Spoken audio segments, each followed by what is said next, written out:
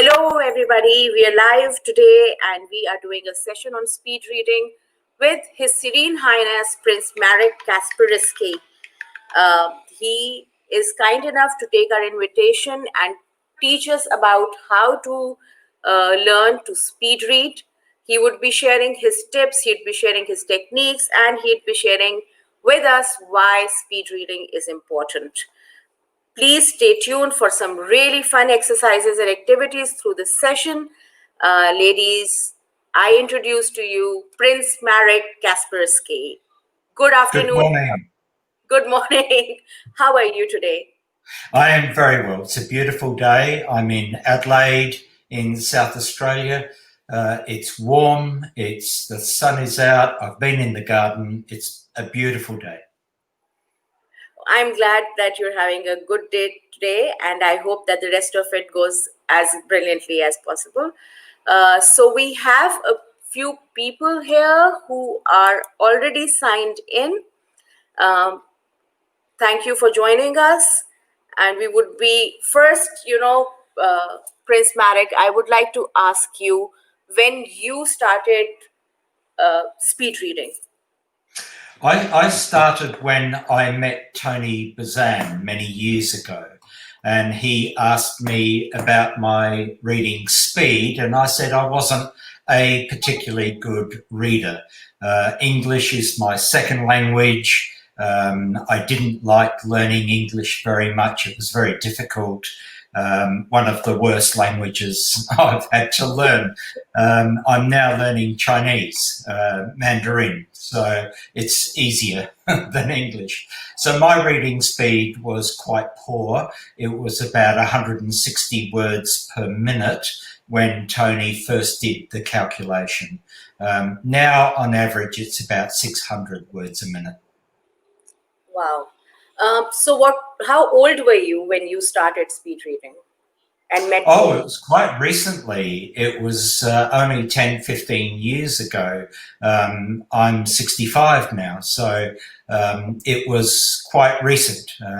They say you can't teach an old dog new tricks, but in this case, it was possible.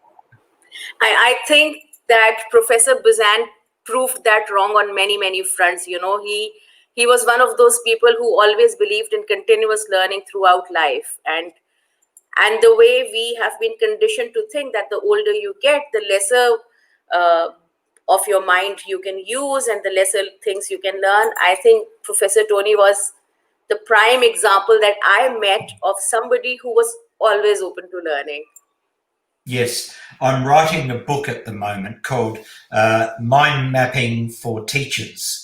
And it's a book for teachers to teach mind mapping to students. And one of the things I discuss is creativity and age, because people think your brain starts going down this terrible declining curve. And when I ask most people, when you're 80, how much of your brain power do you have available to you? Most people say about 20 or 30%. And it's not true. From when you're 25, where you have the highest mental ability, to 80 years old, you only lose 5%. That's all. 5%. Yep. So I teach my students that we learn to not be creative. We learn that, and it's normal, but it's not natural. And the same with speed reading. Doesn't matter how old you are, how young you are. I've got a little experiment here that I'm going to give you, and I think 90% of the people watching this will be able to read at about 800 words per minute for the example I give you, and still understand what it is I'm trying to say. So let's just see how we go. But we do have an amazing ability. People just choose not to use it. Great. So I think we have quite a few people already lined up, and I would like for you to take the stage now and please enlighten us on speed reading.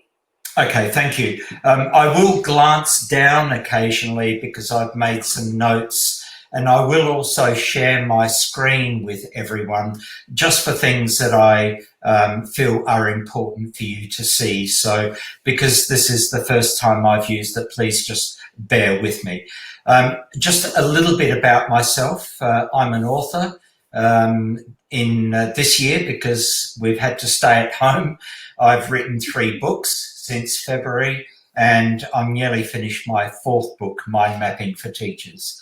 I've got another 8 books that I'm writing, some that I am writing and completing Tony Bazan's books that were incomplete when he died. I was actually the last person to talk to Tony before he died. I spoke to him just a few minutes before he died, and we were very, very good friends. I'm also a lecturer. I've lectured in university for a number of years in e-marketing and e-commerce. I've been a teacher for 25 years, so this is all very familiar to me. I enjoy sports, especially with my son, who was a rower, and he would do rowing, and I was president of the rowing club. And given that I haven't exercised since 1969, I thought I should start a new sport. So last year I started fencing, and so I've been sabre fencing for the last year. And in fact, tomorrow is the final state competition for fencing for the year. So I will get my ranking after that. Currently, I'm ranked as number 2 fencer in the state. So I'm fairly happy about that. My brother and I come from a royal family in Poland. Poland does not have a royal family anymore. They're a proud republic, but they do respect their royal heritage. Our princely house goes back about 850 years. And so it's quite a long time. I've had a number of achievements. I've been given the Brain of the Year in 2016. I've been given state awards by our governor for work I've done in the Neurosurgical Research Foundation. I've written books and CDs and things like that. Also do a lot of training, mind mapping, speed reading, or intelligent reading, as I like to call it, and memory techniques, how to develop memory techniques. My wife, Princess Petrina, and I, we have 3 children, 2 girls and a boy, 32, 34 and 36 years old. So they're well and truly off our hands. The only babies we have now are 2 ragdoll cats. I've known Tony for quite a long time. In fact, I will share a PowerPoint just for interest for you and people watching. Let me just share my screen.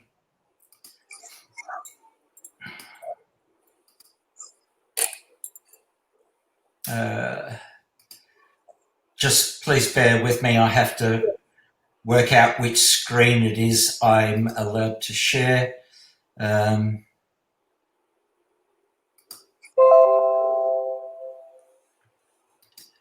Doesn't seem to be sharing. Share screen. Here we go. No, it doesn't. Same problem we had yesterday. That's okay. I've known Tony Bazan for many years, and we love just sitting under trees and talking about intelligence and talking about all those wonderful theoretical things that he developed over his lifetime. He was an amazing and prolific thinker, and reading was one of the things he found very interesting. He once posed to me, he said, when you become literate. You're a child at school, you are able to read a word, you're able to put 2, 3, 4 words together in a sentence, and you understand what that sentence means. The cat sat in a hat. You are literate. And basically, you've not developed past that point. You still read in the same way. It's like he used an analogy that I've always remembered. If you learn to crawl when you're a baby, you're an infant and you learn to crawl, it's like, that's it, you're mobile. We're not going to teach you anything else. We're not going to teach you to walk, to run, to dance, to do athletics, nothing. And that's what happens with reading. You're literate, end of story. We will now teach you something else.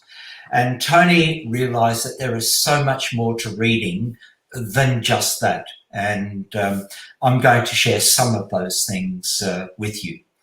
So if you were to use your finger like this and go across and show me how fast you read, you would probably do something like this. That's how fast I would read a line. And that's quite typical. Most of my students will do that. In reality, it's quite different. You actually would do this. You read every word. And it is much slower. It's very accurate. You get a very good understanding of what you do. But it is very much slower. It's not as efficient as it could be. So why is speed reading so important now? Why do people want to learn? I have so many students. The last group of students I had in China, I had 120 people in a classroom wanting to learn how to read quicker. And the main reason for that is information overload. We can type something in a search engine and we can have 1.5 million pages of information that we can look through. How do we get through that information? Well, we pick the first 2 and then we start reading through it. And it takes a long time. It's very time consuming. Business people, they have emails. I get 200 to 300 emails per day. I need to quickly go through those, determine which ones are important, which ones flip, I'm not important, or I can read later. You need to read quickly. You need to read. But I must really appreciate the fact that you are very responding to your emails, and every time that I have ever written to you, you have just responded within an hour or an hour and a half, and it has never been more than that. Yes, and it's the same with busy business people. But there's a second part of this thing. Responding quickly to important emails is important. However, to get the information that you need to make a sensible, accurate decision, whether that's in your personal life or your business life, is very important. It's the same with school children. They have access to so much information. So we need to be able to scan quickly through a document, say, rubbish, it's no help at all. It's not what I'm looking for. But there also may be cases where you need to read much slower, where the information is very pertinent, and also you need to read everything. So speed reading is not about just reading fast. It's not. It's the ability to vary your speed, the speed of your reading, depending on the circumstances. And that's very important. A lot of people just think people speed readers, you know, they get a book. This is a book I'm about to start. It's a big book. And people just think speed reading is, yes, I'm going to quickly scan through that next page, scan through that next page. And it's not like that at all. There are circumstances where you need to extract information, where you can glance very quickly over things. So that's very, very important. That's information overload is a very, very important part of why we need to do speed reading. So it's a skill for life. You can learn this late in life or early in life. The skills are not that difficult. For children, extremely important. It will help them for a whole range of reasons. So let's just discuss what is speed reading. What actually is it? Is it about reading faster? I said maybe, depending on the circumstances. It gives you skills to read more effectively. That's the important thing. We use techniques and we don't expect immediate gains. That's very, very important. People think, I will do a short course on speed reading and I will be amazing. And we use a thing called the accumulation of marginal gains. And the accumulation of marginal gains is if you improve 1% every time you try these techniques, it may seem like nothing. But after 2 months, you have gained marginally so many times that you will be brilliant relatively quickly. But it doesn't happen immediately, and that's the important thing to understand. So why do we do it? Why are we bothered? Why don't we just spend more time reading slowly, methodically, understanding every word? There are 8 reasons why we speed read. Empowerment. It empowers people who can read lots of information and become familiar with it. Imagine a student who's been given a task to understand something, perhaps geography. How are rivers formed? If they are able to quickly scan through information and get it, it empowers them. It makes them feel confident, which is the second reason, to give people confidence. And that's a very, very big thing, especially people, children who have problems. I have a lot of dyslexic children that I teach, and it gives them confidence. It also helps your memory, which is the third reason. Where is it? There we are, third reason. Memory is important. The ability to learn is greatly enhanced by choosing your reading speed. It improves your thinking. Keywords associating one thing with another, joining dots, making connections, improves your thinking, which is point number 5. Your thinking improves. Point number 6, your problem solving improves. What does that relate to? Earning more money. You have a better understanding of things. You may be able to solve problems better. People want intelligent thinkers now. University degrees in Australia are almost worthless now. People want creative people. They want creativity in their business. Look at Huawei, look at Apple, look at Samsung. They all want creative people. They don't care if they've got a degree in historical arts. They don't care. They want somebody who can think creatively. So that's very, very important. So speed reading basics is mainly common sense.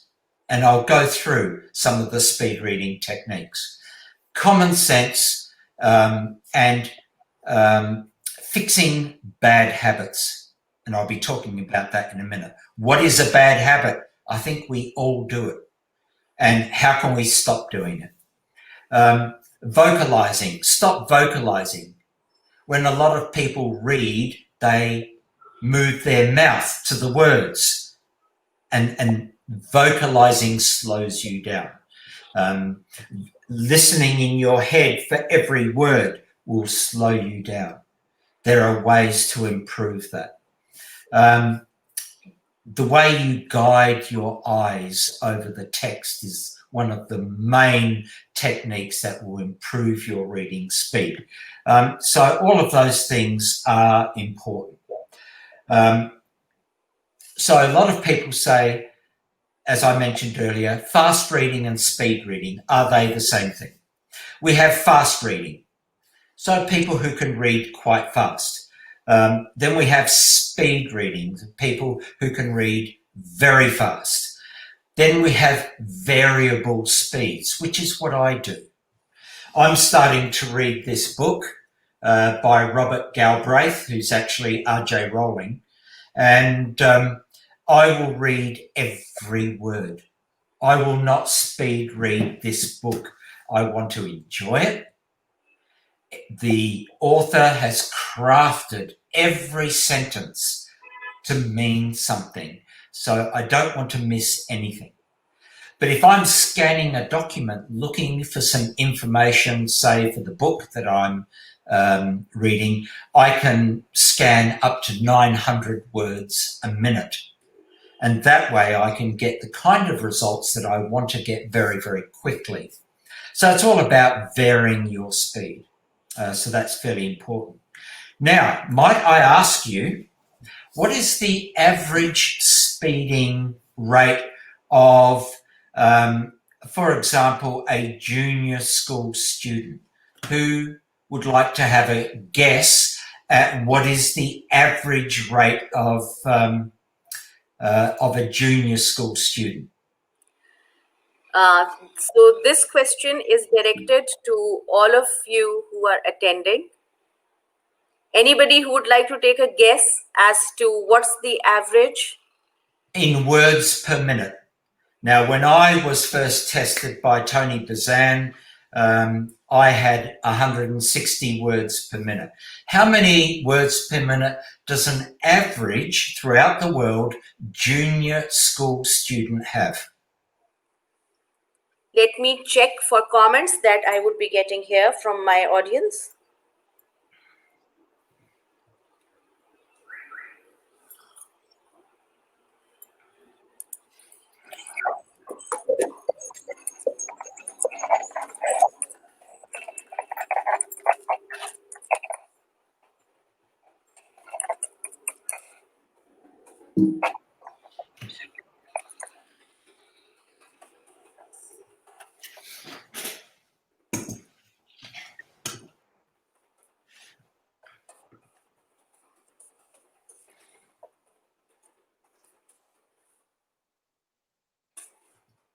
I have put the question here at the bottom.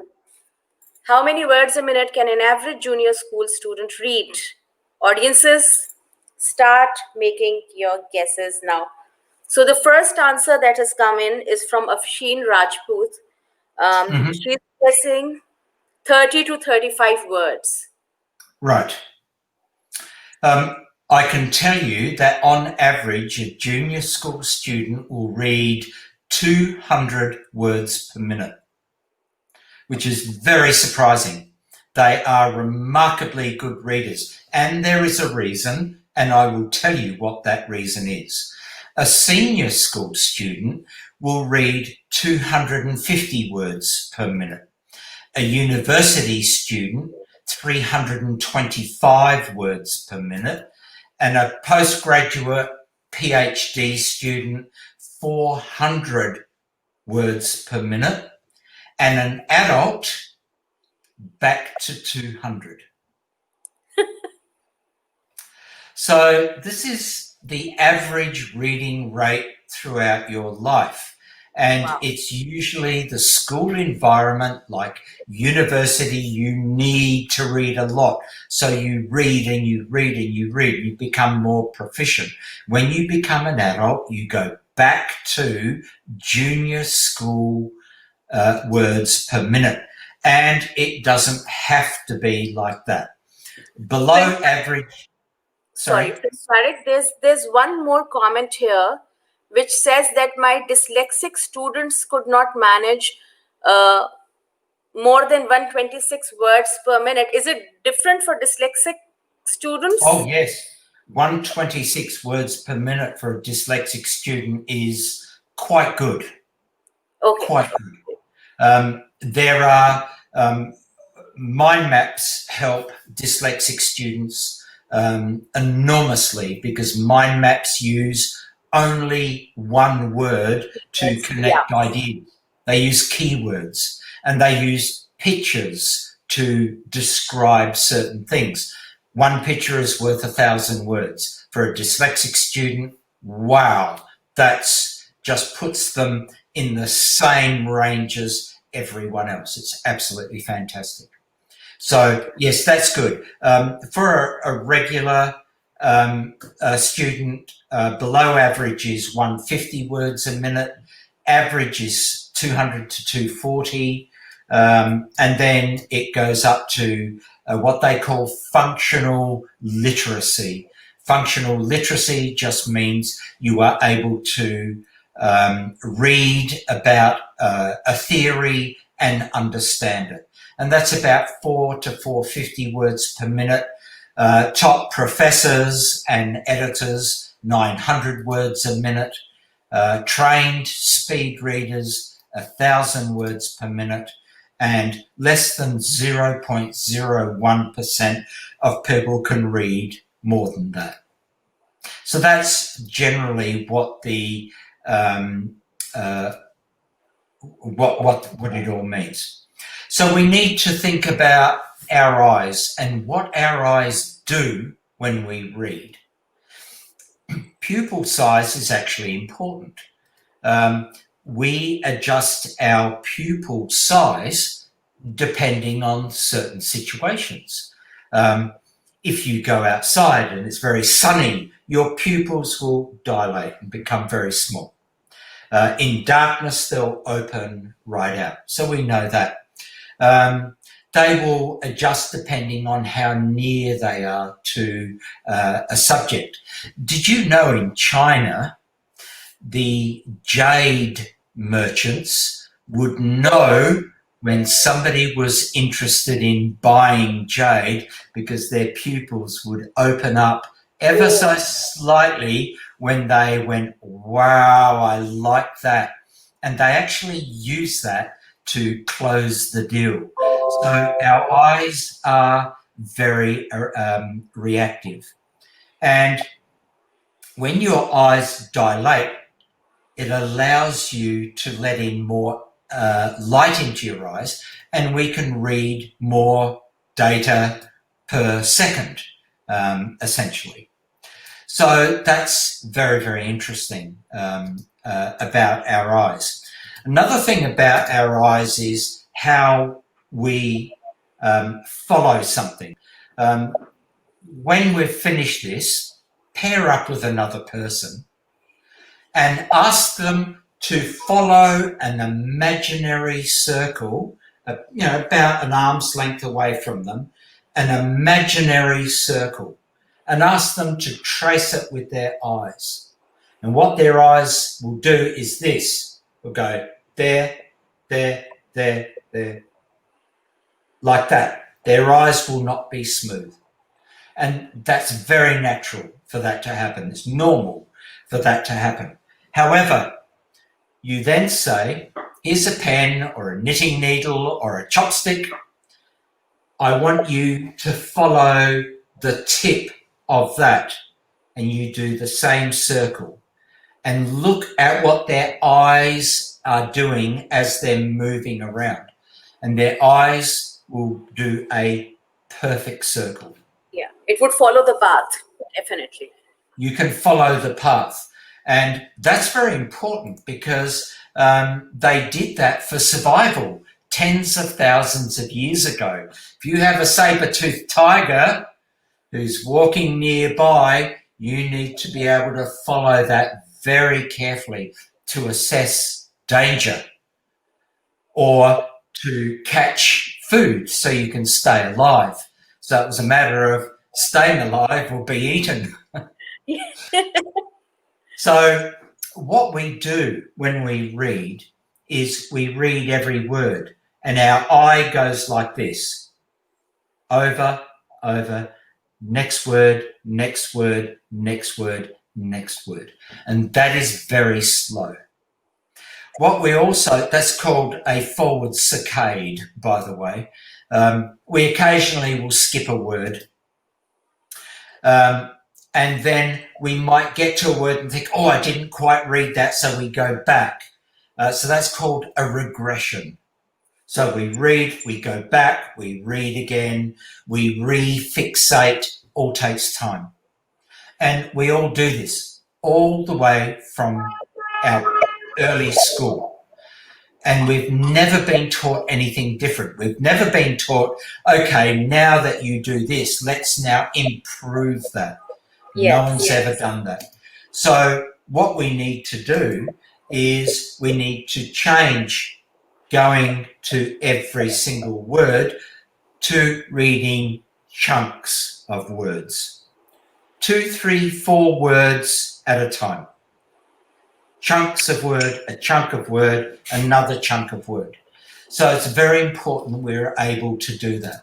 And that is the very basics of speed reading, is to have a line in a book and go, I'm going to read this chunk, that one, and that one. So instead of our eyes moving on 15 words, we go 1, 2, 3, 4, 1, 2, 3, 4. So we read in clusters. We cluster. That's exactly right. It's the exact word I was about to use. And by clustering our words like that, we can increase our speed by 3 times, 300% increase. Wow. Just by doing that. It's not easy. We go back to old habits. We have to try and break those habits. The reason we go back to old habits is because we think, I didn't quite understand that. I've been going quick, and I've missed some of the words. I need to go back and read them. Yeah. You don't need to go back and read them. If I presented to you a jigsaw puzzle that was 70% complete, you could tell me what that picture was, even with the missing pieces of information. You could say, that's a picture of a river with a bridge over it.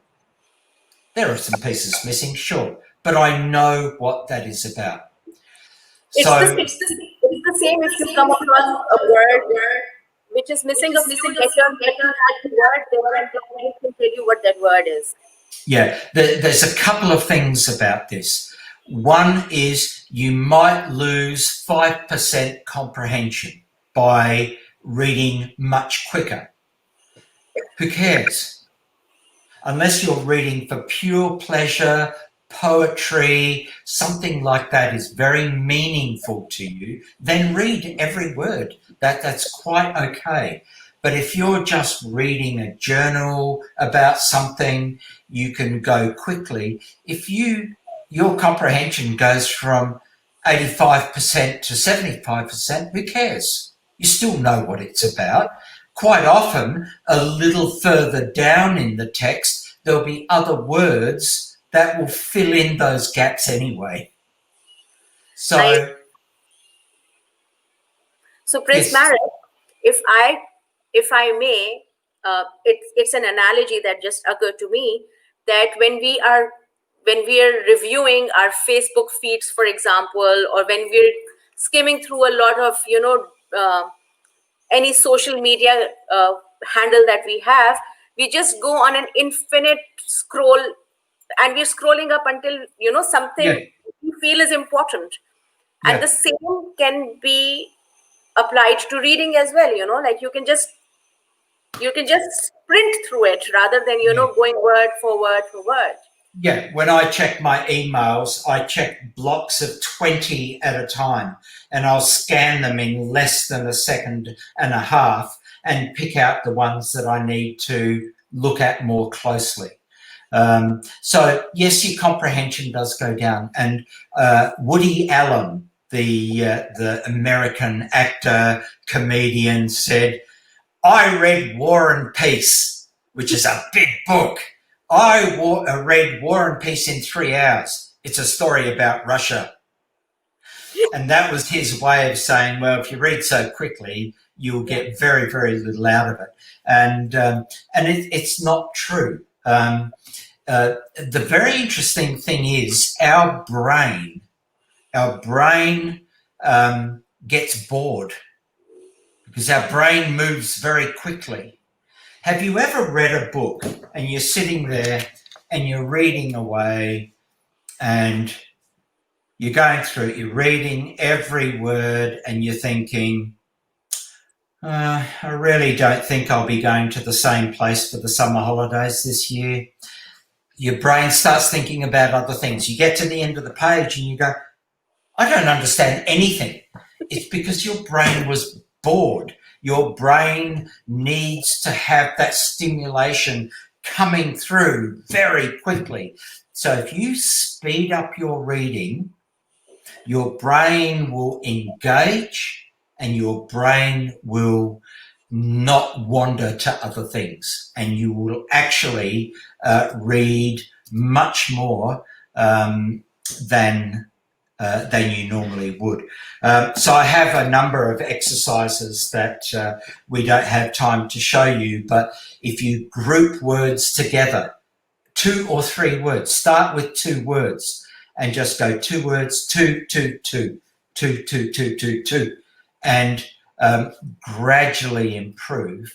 I now read half a page width at a time.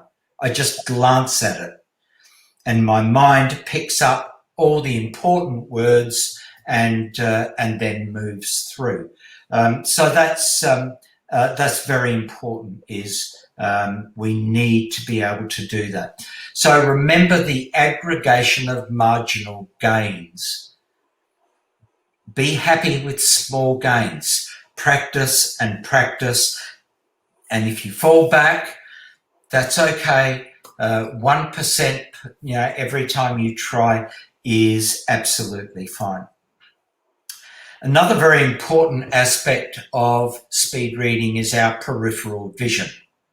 And we can test our peripheral vision by getting our fingers and coming closer and closer and then saying, I can see. I can now see the edge of my finger. And the same with the top. I can go down and say, yes, I can see both fingers. And our peripheral vision allows us to scan ahead. We don't actually physically look at the word, but we do see it. Yeah. And so when we come across it, it's almost familiar. And that helps our speed reading. It also, from the other side, is still scanning what we have previously read. Yeah, so that's important as well. So most people do a number of different techniques in speed reading. The first thing is to have a guide. Remember the circle that we went around? If you don't have a guide, your eyes will go across the page erratically.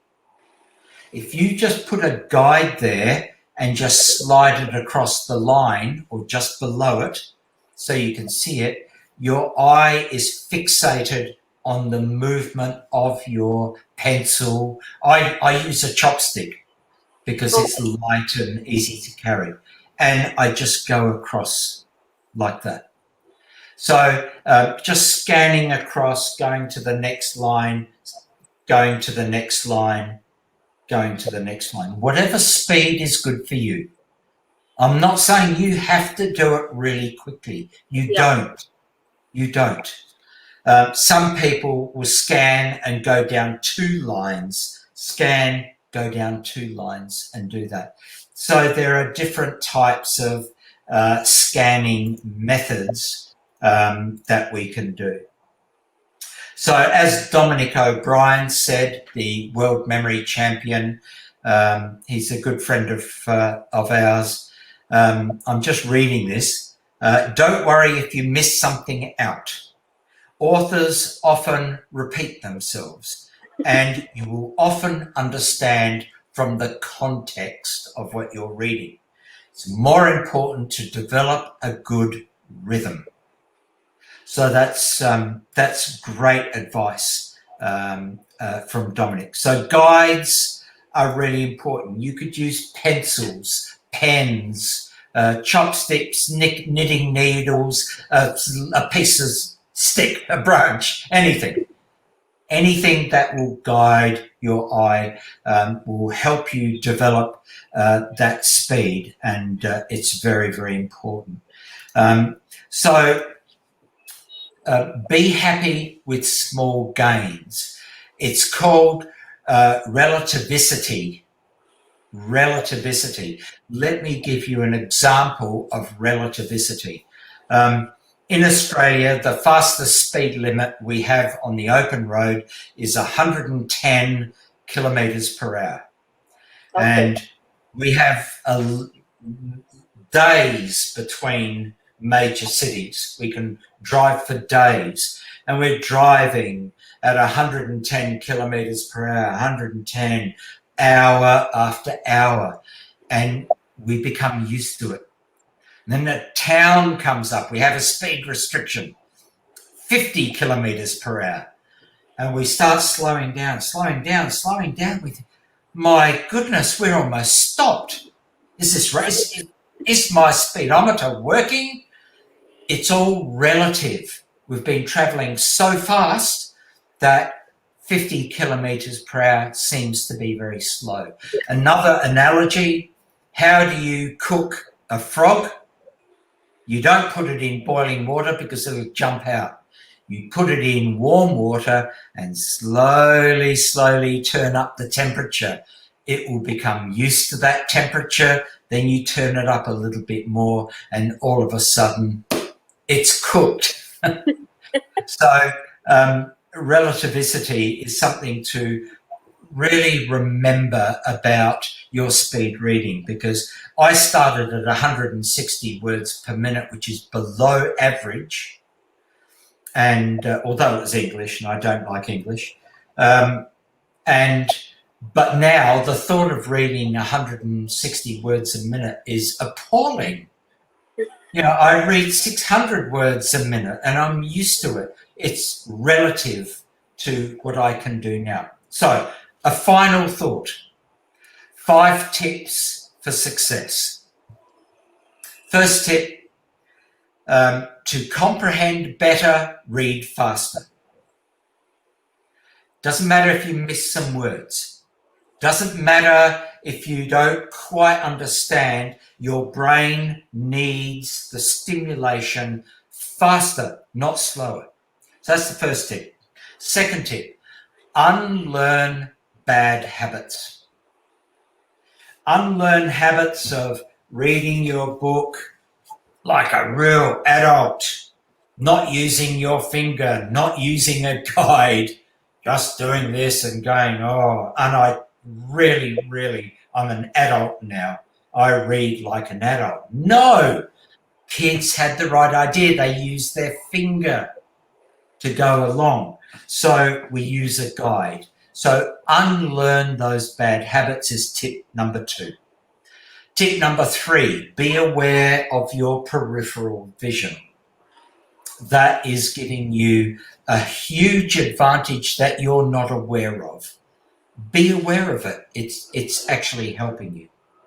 Tip number 4, adjust your reading speed depending on the book. Sometimes I read a lot of papers and journals from people, and they will have an executive summary. They'll have a conclusion at the bottom, and then they have all this information. I read the executive summary, I read the conclusion. If I'm interested, I will then read the center, but I'll read it quickly because I already have an idea of what's in it. So adjust your reading speed. And the last one, practice, practice, practice, and be happy with small gains. Remember, it's the second mouse that gets the cheese from the mousetrap. Agreed. It was a pleasure having you. There are a few questions. If you have some time, would you like to take those questions? Of course. All right. So one of them is that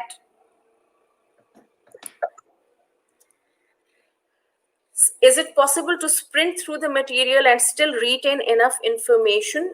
So retention is one thing that people are asking us about. It is. There are two answers to this question. One of them is, if you read too slowly, your brain will get bored and it will start thinking about something else. So sprinting through the material will keep your brain focused on what you're reading. So that's really important. The second thing is, there are so many words that are pointless. And, it, before, to, the. All of those words are really not that important. So if you scan quickly through the information and focus on the keywords, you will understand and retain enough information to understand what it is that you're reading. Great. The next question is very interesting as well. It's asking us, is reading speed affected by the medium? So, for example, a conventional book versus an e-book, does that affect the speed of reading? Yeah, it is. That's a very, very astute question. I cover this in my 2-day lectures on speed reading, and we talk about speed reading on in a digital environment, speed reading on a screen or a laptop or an iPad or something, or even your phone. There are your reading speed will be affected by the medium, and there are certain things that will affect it. One of them is contrast. Whether you have a high contrasting screen, whether you have high contrast between the background and the color or contrast of the words. Other things that affect it will be the font. Different fonts you are able to read quicker than other fonts. It's quite interesting.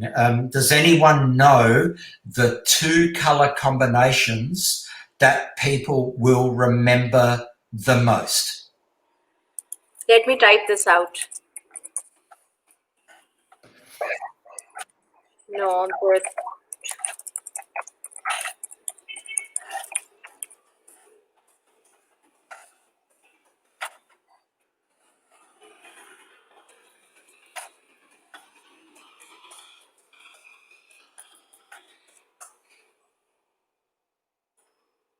Perhaps people can think about that while I ask some more questions. Answer more questions.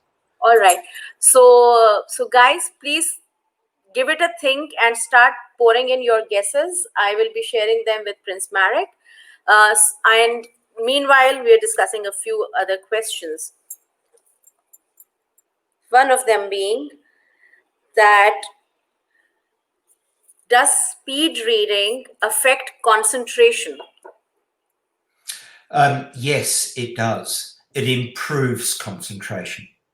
As I mentioned before, if we read too slow, our brain is going, yeah, whatever, I understand what you're saying. I'm only using 5% of my processing power. I'm going to think about other things. I'm going to multitask. I'm reading, but I'm going to just check on Facebook and check, see what Donald Trump is saying and all of these things. So by reading faster, you improve your concentration, and there is a chance you will understand what is being said better. You won't remember all the words, but you will get the understanding of what it is you're reading much better. And so many surveys and tests have been done that have proved this.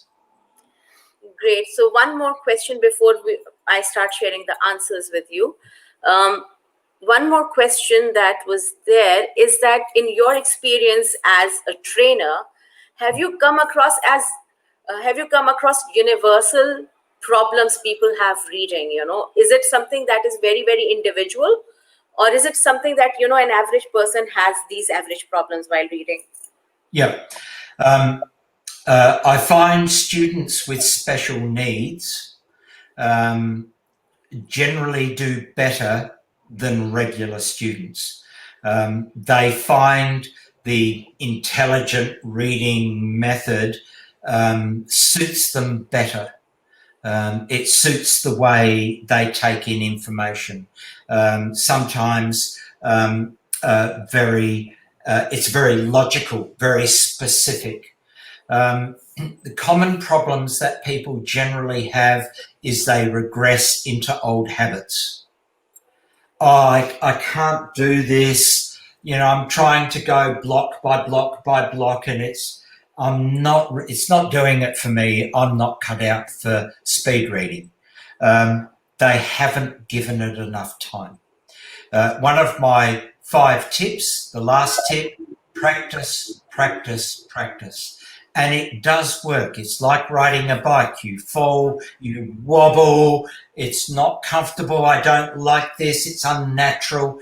And then click, something happens and go, wow, I can ride and I can go long distances. And all of a sudden it's that kind of feeling. So yes, the most common problem I get with students, especially junior school students, is they give up too quickly. Okay, great. Thank you for those answers. And what we have got from Nada, from Dr. Shazia Azmi, from Almas Tariq is the same answer, which is black and white. Is that correct or wrong, is what Prince Marek would tell us? It's wrong. Black and white is the best combination for reading. And that's probably where that answer came from. Black and white is the best. White background, black text. So if you're reading from a device like an iPad or a Kindle or something like that, make your screen white, make your text black, not blue, black.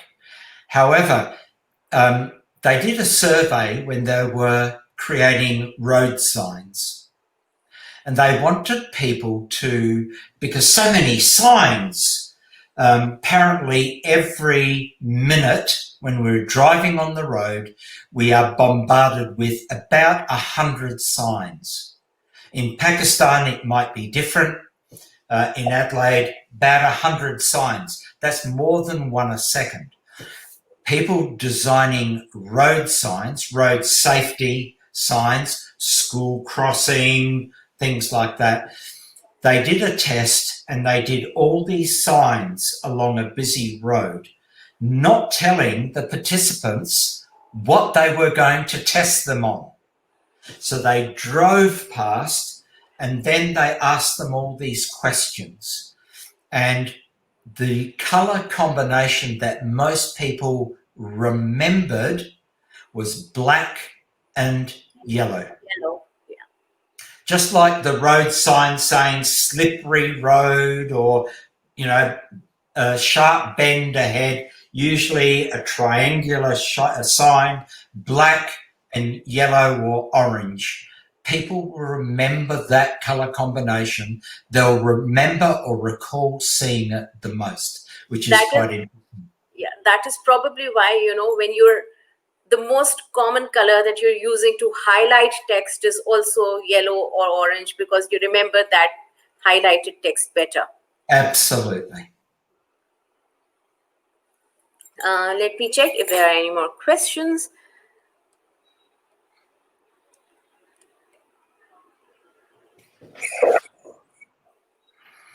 All right, so one of the questions that have come in is,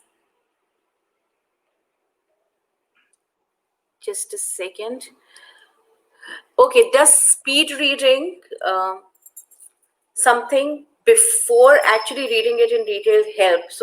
So for example, when you're revising material, you speed read it first and then you kind of slow read it. Does that help? That is a very astute question. It's a very good question. Tony Bazan had speed reading developed to a very, very high level. He had been doing it for 40 or 50 years. And I remember sitting with him sometimes, and we were waiting at a World Memory Championship for the next event, and he'd be reading and he'd be doing this.